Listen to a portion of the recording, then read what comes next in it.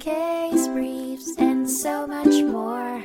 LSData's got what you're looking for. In 1995, the United States Bankruptcy Court for the Central District of California heard the case of Bay Plastics Inc. v. BT Commercial Corp.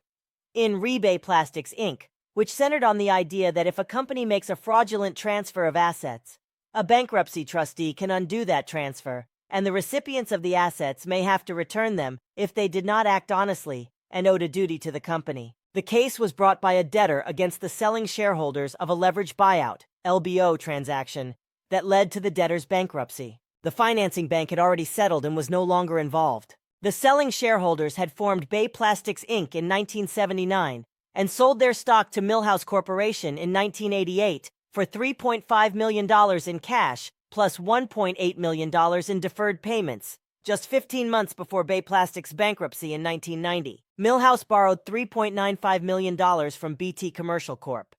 and directed that $3.5 million be paid directly to the selling shareholders. The court found that the financing of the purchase was problematic and concluded that the transaction left Bay Plastics insolvent. It also determined that the sellers did not act in good faith. Under the California Uniform Fraudulent Transfer Act, the court held that the selling shareholders were liable for the fraudulent transfer that rendered the debtor insolvent. This allowed the court to void the fraudulent transfers and enabled the trustee to obtain a summary judgment to set aside the transfer to the selling shareholders.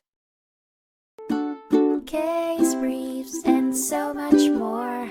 LSData's got what you're looking for. Visit lsd.law, elevate your mind. Leave the stress of class.